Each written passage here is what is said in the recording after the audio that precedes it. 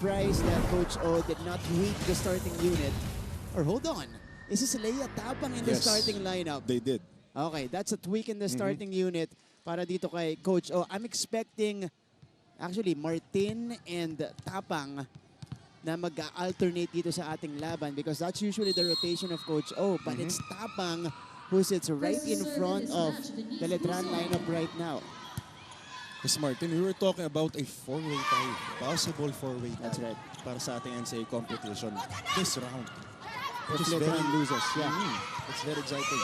If Letran loses this game, they will tie Mapua, Perpetual, and Arellano at 4 and 3 in the team standings. The race for the last two spots in the Final Four. Yen Martin, who did not score against Mapua, scores the first point of this match. That's a good sign. Magandang bawi para kay Martin for this game and for this match na sobrang importante para sa kanilang team. At imagine, Martin, yung confidence na nabigay mo. Mas lalo kapag ikaw yung nakakuha ng first point. 1-0. Yeah, Martin held scoreless against Mapua after averaging over 10 points per match. Dito sa ating elimination round, that's on the line. So 2 straight. This time it's from the rookie star from Bohol, Gia Makilang. Ganda nung hanap niya. Break ball na yun eh. Dapat usually ginagawa dyan. Over ball na lang. Pinalo pa niya and finding that line for that point para sa Letran Lady Knights. I'm interested with Letran here because Judiel Netura, who is one of their leading scorers, will be coming off the bench today. Leia Tapang. Meantime, here's a rally. Jonah Dolorito. Cargado. Estrelier. Quick. Sumabit. Si Angel Ledesma. Nanggigil si Ledesma doon para sa trap ball na yun. Nakita niya yun. Nauna siya sa ere. Kahit sumunod yung blockers, gigil. Jonah Dolorito, Puntos na sana yan, Oo, puntos na sana yun. Nanggigil lang si Ledesma. Jonah Dolorito on fire as of late. Averaging 15.7 points per match. 16 points in the previous contest. And she unleashes a service ace. Dolorito, sanay na tayo na binabanggit ng pangalan niya, mas lalo pagdating sa scoring. Pero dito sa service aces, ito, isa sa pinaka malakas sa department na meron itong naisiyong. Very consistent sila pagdating sa service line. That's right. This is going to be a battle of heavy serves as these are the top 2 teams in the serving department. Number 1 ang Letran, number 2 itong LPU. I was jinxed. Oo nga. Okay lang. Naka-service ace naman daw si Dolorito. Leia Tapang serving. 3-2. Leia Tapang was the initial projected starter for Coach O this season instead of Yen Martin. But she was not available in their first few games. Came off the bench when they played their 4th game of the season. And now she starts too strong itong atake ni Tulang. Si Tapang nahanap yung groove niya eh, pero late na for the elimination round. But it's still a good sign kasi nga, starter na siya for Coach Oliver for this match. Pero scary nga dito sa Letran. Nitura ka pa off the bench. Oo, yun nga, parang biglang may susulpot. Alam mong may production din eh. Yeah. So Tapang again serving very well. And it's a service ace unleashed by Leia Tapang. Ito na si Tapang. Mapaharap sa net, mapa-service line, doing her thing. Ito nga sabi natin kanina, itong teams na to parehas hard servers. So dito magkakatalunan pagdating sa kanilang receptions. Usually, okay dyan ang LPU when it comes to receptions. Yes. Taguna rises. Too strong on the cross court. So even now the attacking is affected for LPU. Oo, medyo lumolobo na rin. Kalamangan ng Letran. 4 early lead para sa Letran. Medyo nagkakaroon ng errors. Itong Letran mapa-receive, pagdating sa atake, nakaka-receive na maayos, hindi nagawa ng paraan ng ayos. So we'll see. Lopez, that's a better pass. Back set. Deflected, kept alive. Here comes Martin, pushes. Oh, reflexes right there coming from Hiromi Osada. Oh, we were talking about her earlier. Ang ganda nung timing niya. Alam niyang ida-drabble yung bola. Ang ganda ng pagkakabasa niya. Kaya naman, kill block para kay Osada. Not the tallest middle blocker, but a very effective one para dito sa LPU Lady Pirates. Kinuha ni Makilang Estrelier. Running attack dapat. Obio! Yeah. Connects from the middle. Ganda rin ang transition Hardillo. play nila doon. Basang-basa na yung Puzon. No wonder our two-time best setter, back-to-back best setter for NCAA, basang-basa na lang. At alam niya yung kumpiyansa niya sa bawat spikers niya at yung naman niya. Mas lalo sa mga ganong transition plays. Yeah. Nakita ko sinisilip niya muna yung letran kung nasan yung blockers bago niya iset yung bola. Galing na rin ang timing ni Venice dun sa pag-variate ng offensa. Dolorito. Estrelier over to Martin. That's denied. It's still alive though. Here's a free ball. Puzon. Doguna. Wow! Yes. Duguna finding that free spot sa blockers ng Letran Joan Lady Knights. Duguna. Pinadaan sa kanan ni Estrelier. Bukas na bukas ang down the line area. Hindi Five ready yung services. defense at that time ng Letran Lady Knights para sa atake. Couple of points in for LPU to pull to within one dito sa ating opening set. And Hiro Osada continues to serve sharply. Oh, one to play. Wow! That was hit very well by Estrelier. Ang ganda kasi hinintay niya yung decoy niya. So all this time, akala nung blockers ng LPU Lady Pirates isiset sa gitna. Kita mo dalawang blockers na nandun Yes, sa harap Martin. waiting for that spike. Serving for the But Lady Estrelier playing smart, dropping that ball. Manipis yung anggulong yun. Ito ni Nat Estrelier. Again, better pass from Lopez. Tulang! Fires a bullet. Ito na yung Jaja LPU. Tulang. Dumidikit na kanina. Apat ang kalamangan ng Letran Lady Knights. Jaja But Tulang now LPU on Lady the Pirates service parang area. nagising mula sa kanilang mga errors kanina. Nagiging efficient na ang bawat atake nila. Speaking of efficiency, she is number 2 right now in the league in attack efficiency. Almost scoring an ace. Free ball. Another chance for LPU. Doguna! Almost a duplication of what she did earlier.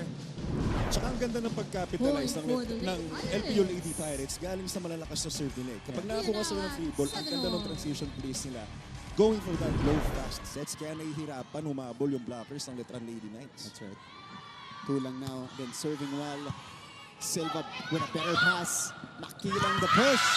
Drop ball works. We head Gia to our first Maquila. technical timeout. Pagbalik po natin, unang report sa laban ni Julia. Our score Julia. is 8-7 in favor of the Lady Knights, and that sends us to our first technical timeout of the first set.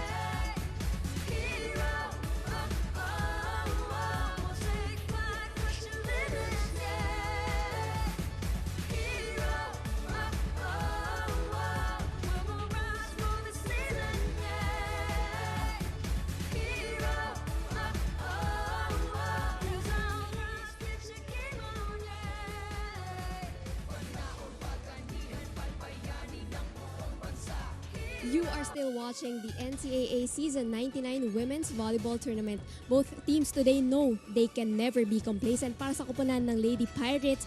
They have set a good record so far, kaya ang goal, wag itong mabahiran. At para naman sa koponan ng Letran Lady Knights, ang magstay sa Final Four spot ang ipaglalaban para kay Coach Cromwell Garcia. Habang tumatagal, mas lumiliit ang kanilang pinaghahandaan. Lumiliit dahil kada puntos na ngayon at kada galaw ay pinapansin na nila. Para naman kay Coach Oliver Almandro, kung dati how to win a game ang tanong, ngayon daw ay how to win a season. Kaya for them to reach their goal, ang sabi niya, he don't need superstars inside the court. What he wants to see is for his team to do good and most importantly, to be consistent. All for now, Martin and Andrew. Maraming salamat, Julia. And those are great words from both coaches natin dito. Great report as well from Julia Aspio.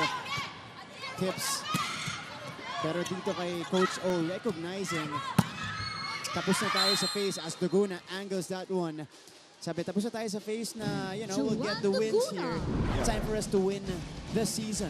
Make the Yes. Final Four and hopefully, Joan bid from Duguna there. now on deck to Tsaka serve. makikita natin na na-recognize both teams at both squads, both coaches, yung urgency na kailangan mas lalo patapos na itong elimination round. Oh, Joan Duguna with a service error Service para error. dito kay Coach Free Cromwell ball for Garcia. Letran. Ang ganda na naririnig because from their Cinderella run in season 98, ngayon may preparation Natalie sila. They put Estrelier to serve. the faster system in place. Ngayon, little details na ang pinapansin nila mula sa kanilang laro. That's a good sign if you are a contender Yes. leading up to the Final Four. Tsaka alam mo na, kumpiyansa ka na kaya mo. Kung last season, parang nagulat ang lahat na nakarating kayo at nakapasok kayo ng championship match. Ngayon, alam nyo na yung pakiramdam at alam nyo na yung adjustments na kailangan nyo gawin to be there once again. That's right. Lea Tapang, meantime, is able to score right here. Good placement shot 10 serving by leads. Tapang. Kayo na pag ginagawa to ng Letran Lady Knights. Napansin ko yung drop ball sa likod ng blockers ng Lyceum Lady Pirates. Medyo nagsasag kasi yung depensa nila sa short ball eh. Kaya ang laki ng butas sa gitna. Kanina si Makilang gumawa nun. Oh, Heart Bio. Yep, also a placement hit. Pero that's a one-handed push for Bio. Good adjustment, good vision din para kay Pio. Hindi niya kailangan ng malakas sa palo. Good placement lang. Good pasikat para kay Pio. 9-10.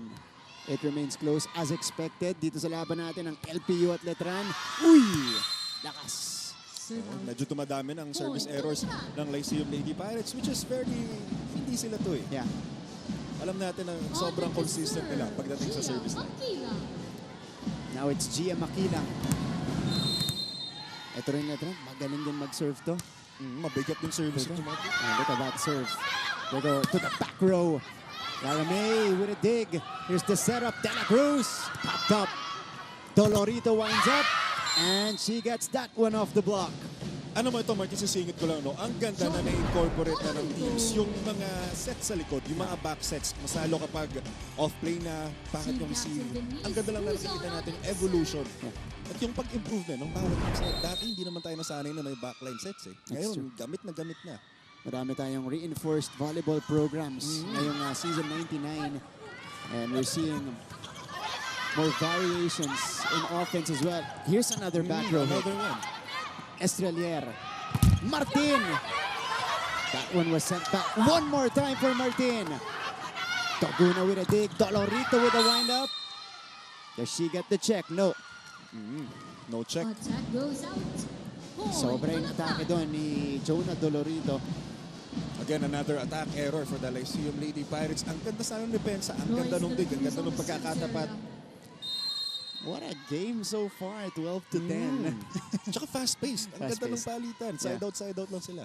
And these two teams with Coach Cromwell, of course, putting that new system in place just last December.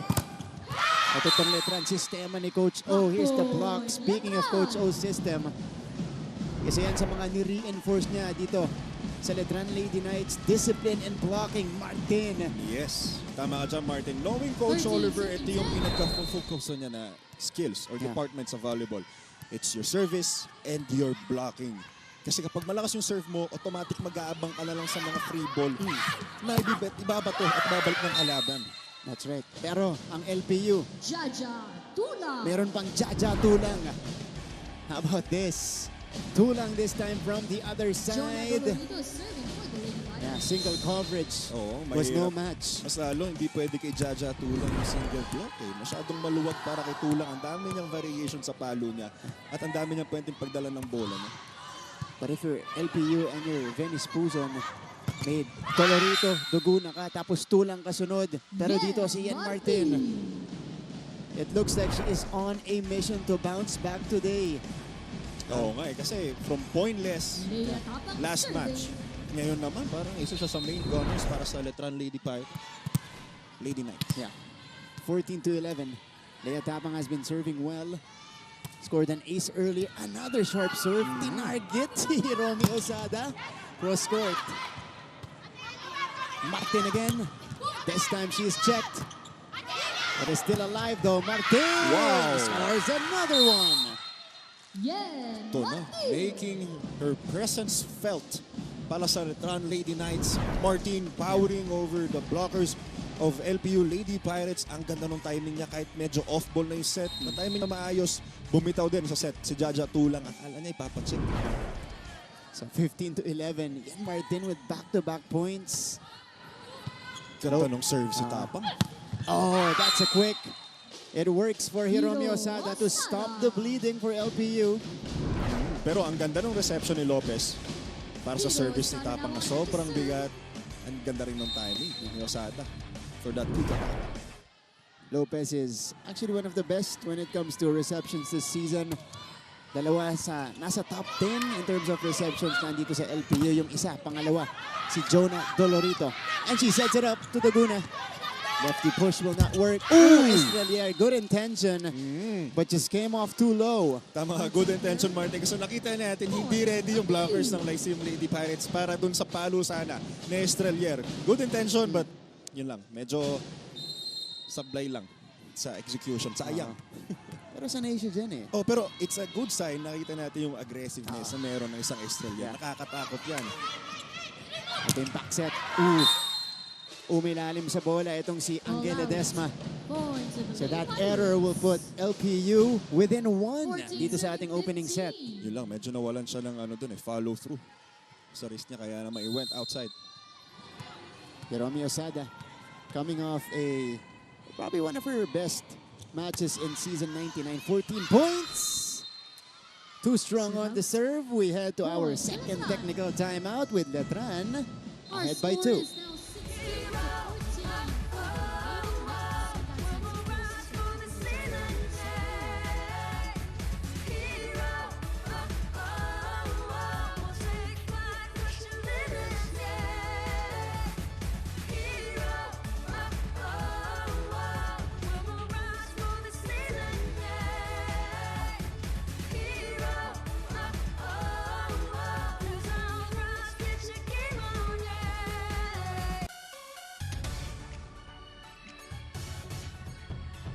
Balik sa ating laban, 16 to 14 so far in favor of the Lady Knights. Remaining games para dito sa LPU Lady Pirates.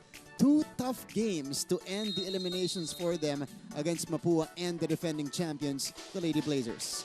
Medyo mabigat tong laban na to, Martin. Kaya dito pa lang, kailangan na lang mag-capitalize sa laban na to against sa Letran Lady Knights. Kasi matinding sukatan na ang mga sunod nilang laban.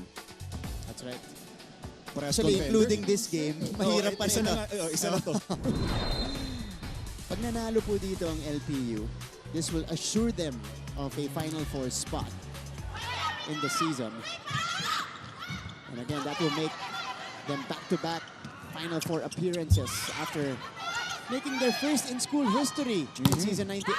Joanne Doguna breaks it down. That spike was too powerful para kay Estrella, kay Ledesma. Ang ganda sana ng timing nila para sa spike na yun, pero iba yung braso ni Doguna. In terms of efficiency, a little bit down from last season, but we know what she can do. First ball, mahirap. Makilang. Oh, drop. Ito. Covered na. Dolorito from the back, just too strong. Attack Oh, goes tama. out. We were talking about this earlier kanina, Martin. Yung mga drop ball sa likod ng Letran Lady Knights, pag nakita na nakasag yung depensa ng Lyceum Lady Pirates. Pero this time, ang dami na lang pinoproduce na errors. So service errors, ang Lyceum Lady Pirates meron ng 4. Sa attack errors, 4 din. Oo, yeah. 4 ng 17 so far nitong Letran Lady Knights. So 8 errors. yeah. Ooh, service ace. Angel Ledesma. Ledesma challenging LPU's first ball. We got a timeout here. Timeout, Angel Ledesma with a sharp Dapat na rin serve. yung buhay ng kalaban natin. Coach Cromwell, pakinggan natin. Tignan nyo, nagtatapon tayo na nagtatapon ng bola. Hindi naman natin kailangan puwersahin eh. Okay? Balik muna tayo sa sistema. Alam natin kung saan natin atakihin, alam natin kung saan natin didepensahan. Tama? Hindi ganun kabigat yung dumadating yung service. Resipan muna natin ng maayos. Trabaho muna, dahan-dahan. Ito na yung pinag-uusapan natin, Martin. Napansin na rin ni Coach Cromwell kaya siya napatimeout. Nasunod-sunod na itong errors na ibinibigay nila para sa Letran Lady Knights. So papadali yung buhay ng Letran Lady Knights. Imagine mo, 8 unforced errors ang ibinibigay mo sa kalaban out of 18. So parang ilan lang yung tinrabaho ng Letran Lady Knights. Correct. And again, you give that kind of advantage Angel Ledesma against a still team like serving. Letran. Talagang mag-ano sila dyan, magka-capitalize. Oo. Hindi pwede para sa Letran yung ganyang kadali. Yeah. So 18 to 10. Better reception that time. Here's Doguna. Oh. Ledesma couldn't handle the heat. Puntos para kay Duguna. Good adjustment din para kay Duguna. Medyo bumuka yung set ni Venice Puzon that time. Joanne Duguna Ang ganda rin nung serving. adjustment niya sa approach na ginawa niya. Looking for that long ball spike. Yeah. At nakita niya, hindi masyadong ready si Ledesma para sa palong yun. That was the ideal response mula sa timeout para dito sa LPU. Good serve. Ito yung dala kay Makilang. And she continues to find a hole in LPU's defense. Ngayon na ba to, Martin, wala pang pinapalo si Makilang para sa set na to. Lahat ng pinupuntos niya at lahat ng sinaset sa kanya. Pansin natin, lahat pinagdala sa likod ng blockers ng Lyceum Lady Pirates. Kanina pa yan. Hindi Kanina pa pa. nakaka-adjust itong LPU. Estrelier with a sharp serve. Dolorito winds up. Underhand set up for Martin. Pio with a quick. Silva with a save. Ito yung bigay kay Makilang. Puzon choosing Pio. Denied this time. Jonah off the block. Ganda rin ng resilience na pinakita ng Jonah Lyceum Lady Dolorito. Pirates. Kahit na medyo laging nag-check na si Pio sa kanyang mga atake. Substitution on the side of the Meron pa rin sinasagot. Andito pa rin si Tulang sa harapan. Tapang was there, but that spike was too powerful para maiangat pa ng Letran Lady Knights.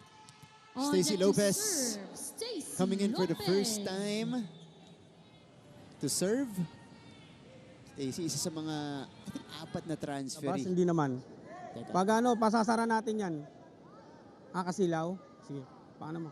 nakakasilaw. Oo, yun One of yun. the lights Cortina natin. nakabukas kasi. Oh, kasi okay. silaw yung player. Sige, we need to address that kasi we don't want any distractions Yes. para sa mga manlalaro natin. 17 serving 19. Lopez.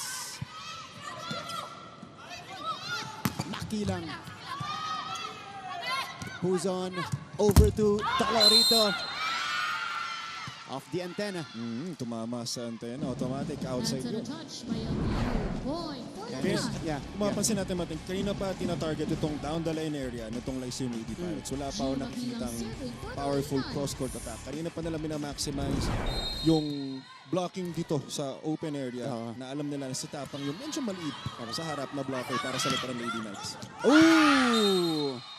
2 straight for Letran Letran. wins. Oh, pero they were asking for overreach violation eh. Hindi ibibigay. Venice talking to our first official, Antonio Espartero, on this call. Oh, but they'll continue with the play.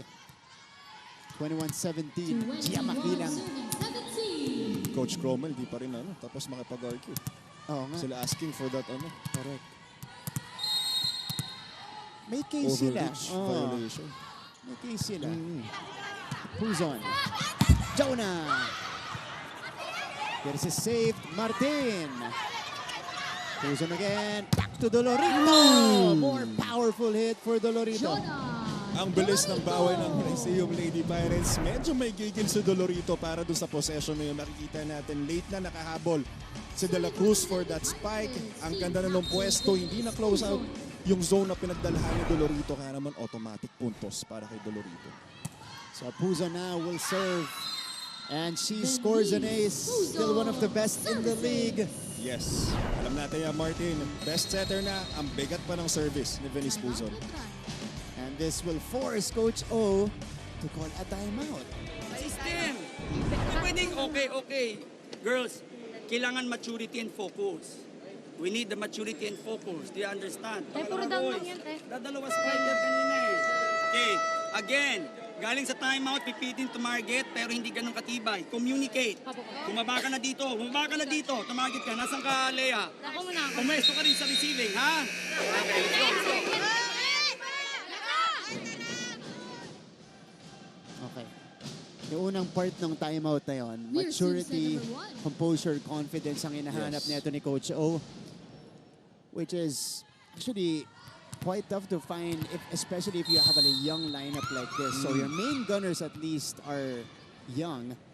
Pero pinakita naman na ng Letran yan this season. I was asking his squad na bumalik sa sistema. But that's not the ideal response of the timeout. Point for LPU. Attack error on Lea Tapang, and this will allow Venice LPU Puzon to stay within a point. Venice Puzon, pinapahirapan yung first ball at reception ng Letran.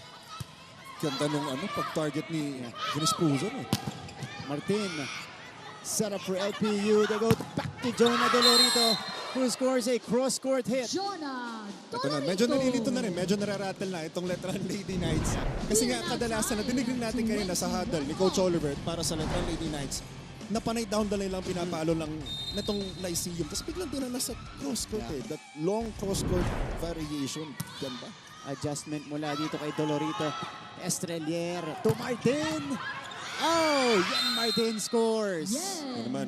Ended the 4-0 run na meron itong Lyceum Lady Pirates. Balik po ang kalamangan natin sa Letran. There's Yan Martin. Nakaposisyon doon si Daguna. Just couldn't handle that hit. Pero hindi mo imagine na pointless ang isang Martin last game. Yeah, true. She's been having her way today. De La Cruz. Nice serve. Better pick up. Ooh. There's Osada. That one bounced off the net. Tapang. Nandun si Puzon. Lopez will force to make the pass. Or is forced. Tapang. Denied. Tapang again for the drop. Not gonna work. Dolorito powers it through. Pero buhay pa. What a long rally, Martin. Ang ganda ng palitan. Puzon. Alam mo na gagawin ni Osada doon. Estrelier.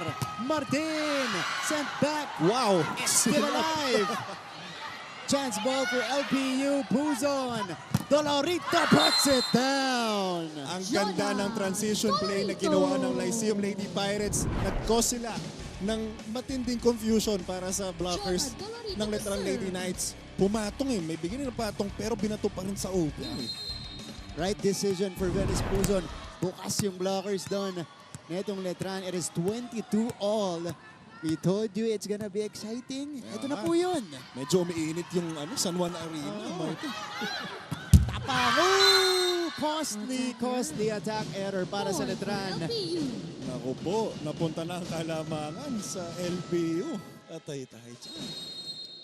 Another Timeout for timeout Letran. for Letran. Ano tatargetin mo? Di dalawang dulo out of system. Tsaka bakit ka nauuna? Nakikita mo out of system, di bumuelo ka para maka-atake ka. Layout, kailangan natin ng tapang maturity eh. You've been here for so many years. This is the right time to be mature. Do you understand? Ito na yung pagkakataon na magiging mature kayo sa paglalaro. Go, go! Isa lang yan! Isa lang yan! Walang skills involved here. It's all about maturity. Wow, that's a great wake-up call galing sa isang coach, Oliver Almadro. At alam niya, ramdam mo yung tiwala na meron siya para sa kanyang mga players sa loob. Namely, para kay Tapang. Tama yung sinabi ni Coach Oliver, alam na ni Tapang to, kabisado na yung pakiramdam ng mga ganitong kadikit na laban. Situation, yeah. Totoo. Okay, we'll see though if they will respond. 23-22. This is the first time for LPU to take the lead in a while, but Jonah Dolorito commits the service error. Ito na. Para sa Letran Lady Knights, doble palit. Check ko niya down on your screens. Si Ajay Yap at si Judel Netura. One of the main gunners netong Letran this year. She is number 2 in terms of scoring para sa Lady Knights. 11 points per match. First entry today. Another 4-2 substitution para kay Coach Oliver sa Letran Lady Knights. Opting for that. Meron pa rin tatlong spikers sa harapan na rotation. Lopez. Error on LPU's side. Letran will now be at set point. Masakit yun para sa Lyceum Lady Pirates at kay Coach Cromwell. Dalawang magkasunod na unforced errors, namely isang service error at isang net touch violation. Pakinggan naman natin si Coach Crom. Tinatapon natin yung bola natin. Dapat naka-pull away na tayo dyan. Okay, nag-e-error lang tayo. Kalmahan muna natin. One good pass. Okay, nakalutang yung service. Pasahan na maayos. Ming, set-upan mo. Nakukuha. Bilisan yung talo. Intention. Go! One good pass. Okay. Tsaka sabi ni Coach Cromwell, intention. intention. Kailangan mo ng intention kapag papalo ka. Yun lagi yung pinipreach niya all season long. Sa intention. Lalong-lalo na kapag ka nawawala sa laro. Yes. Itong LPU. Set number 1. 24-23. Serving for Will the we set, have an extension AJ here in Yap. set number 1? We will find out in a bit. Anjay Yap. Or Ajay Yap pala. Yun yung tawag nila. Sa kanya. Good serve. A serve. Better pass. Ming to Tulong! All tied up at 24. It is an Jaja extension in the Tulong. opening set. Tama ka dyan. Saving that match point para sa yung Lady Pirates. Jaja Tulang kung kailang kailangan. Kanina pa nila minamaximize itong down the line area. Mapasaan man, mapa-opposite, mapa-open sets. Alam na nila yung gagawin at alam nila kung saan nila targetan at dadalhin yung bola. Brilliant execution from Puzon. Good serve. Good serve. Oh, it's a service ace, and now it's LPU at set point situation. Intense, Martin. LPU is now Sobrang set point. intense nung laro. Serving Palitan, for the ang set, bilis eh. Ang bilis ng Hero side out. Osada. Both teams eh. Alam nila at sagot Substitution kung paano on the side makapuntos. of Lady Knights, number 1 And it is out. Hiromi Number 10, Osada Estrelier back in. Serving. Number 22 for the out. set. Number 17 Tapang back in. Ang ganda nung short ball target ni Osada doon. Ah. Nakita niya nakasag eh. Itong Letran Lady Knights umaasa na hard and long serve ang ibibigay. Pero hindi. Chinort niya kaya nahihirapan mag-adjust ang Letran. She led LPU with 2 aces in the previous match. Oh, Again. and back-to-back aces. Wow. For Osada to close out Service set number aces. 1. LPU wins set 1 in comeback fashion. Wow. Tying her service aces last game na dalawa din. Pero ito first set pa lang, Martin. Woo. All right, 26-24. We needed an extension to decide that set. Pagbalik natin, syempre, set 2 dito sa GTV.